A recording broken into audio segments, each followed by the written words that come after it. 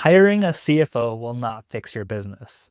In fact, if you hire the wrong one, it can actually pull you out of business faster.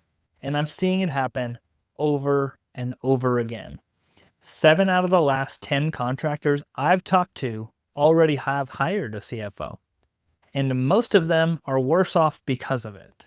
They're not bad operators, and they aren't afraid of hard work. They just trusted the wrong person with the right title.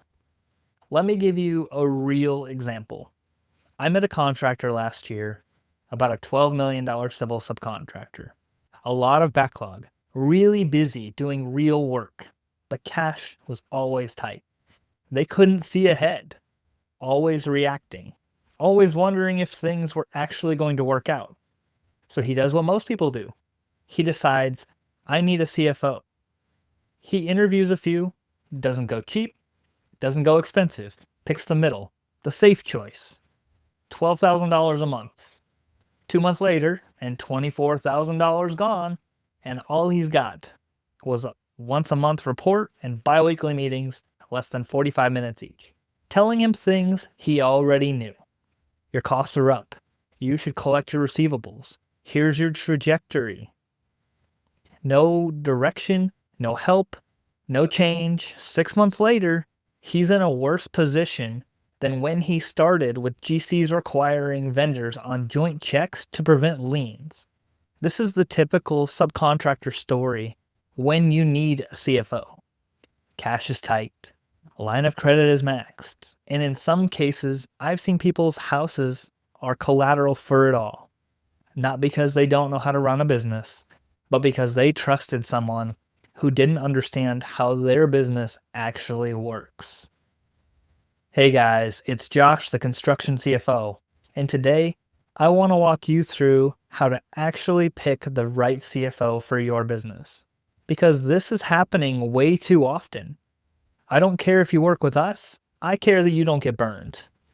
If you like content like this, please like and subscribe and share this with someone who's going through this right now, because this is the stuff that actually matters. It can be the difference between staying in business and going out of business, losing your house with it. So with that, let's get into it. Number 1, ownership. What do they actually do when things go wrong? The first question I would ask any CFO is this: what outcomes do you actually own? Not reports or advice, outcomes. Because anybody can look at a report and tell you, raise your prices, cut your costs, improve cash flow. That's easy. What's hard is actually helping you do it. We had a client, about $3 million civil contractor, and they were on the cusp of not surviving. I mean, payroll every week was begging someone for money. Hundreds of thousands of dollars in receivables over 90 days. Payables are piling up, and they were considering taking on more MCA loans just to survive. They didn't need a report. They needed help. So the first thing we did wasn't forecasting. We said, we're going to help you collect your money.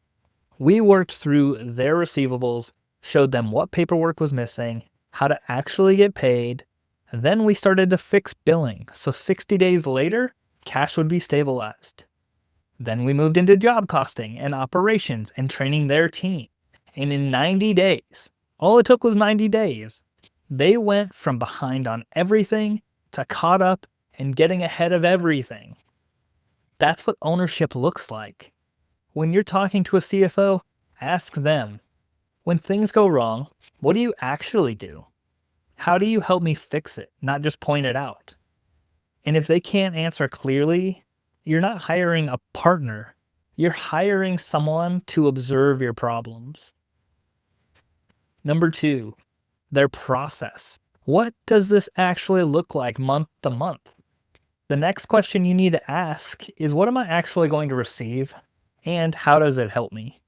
Because cash flow forecasting sounds good. It's a great buzzword, but most people don't actually know what that means. And there are 1,000 ways to do it. Most of them don't help you if you're in construction. Here's what a real process looks like. We had a client going into their busy season. Spring hit, their overtime ramped up, work was everywhere. Everything felt so good. They were growing faster than they know what to do with.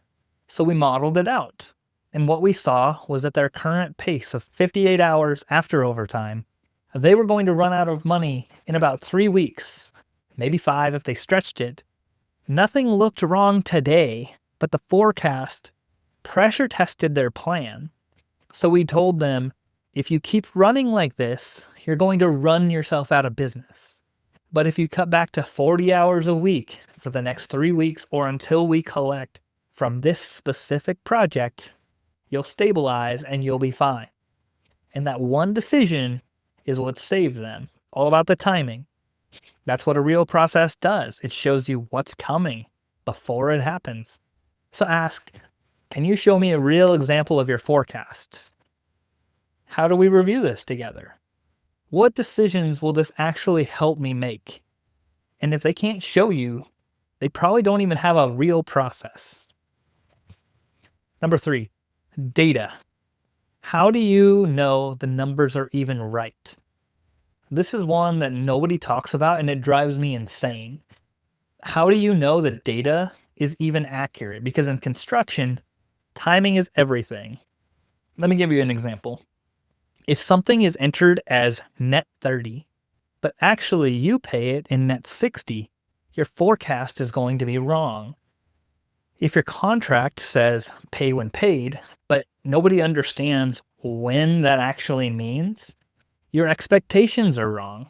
And if your CFO doesn't understand your contracts, your billing, your timing, they're making a lot of assumptions and decisions off of bad information. And that's dangerous because now you're making real decisions where your house is on the line based on numbers that aren't even real. So ask, how do you make sure this reflects real timing? Do you actually understand how my contracts work? If they don't understand your business. Number 4, operations. Can they see what's coming before it hits? The next question you want to ask is, how do you connect this to what's actually happening in the field? Because this is where many CFOs lack experience. If you're running long-term jobs and all they're doing is percent complete reporting based on estimate versus actual, they're not doing job cost to completes for projects monthly. They can't tell you if you're actually making money, if you missed a change order, where your estimating is off, or if you're going to lose money until all the jobs are done and all of the invoices are collected. And that's not helpful. That's actually bookkeeping.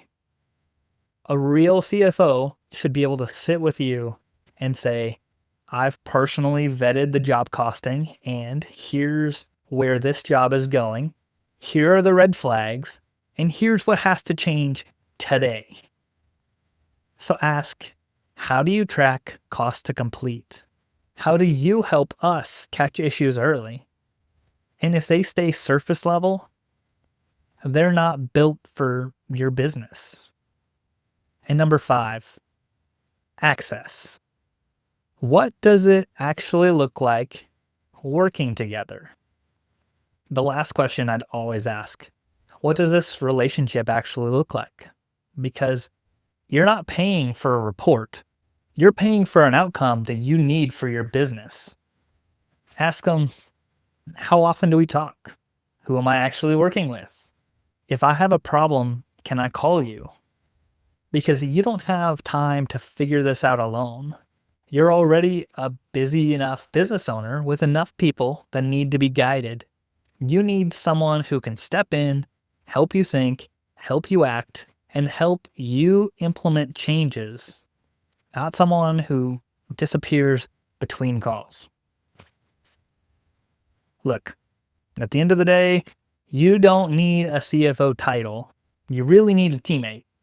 Someone who understands how your business actually works, how money actually moves inside of your industry, and how to help you make real decisions. So if you take anything away from this, ask better questions. Demand clarity, demand process, demand ownership. Because the wrong person in that seat isn't just a waste of money. It can cost you literally everything, including your house. If this helped, please share it with someone who you think needs it. And if you've ever had an experience like this, please drop it in the comments.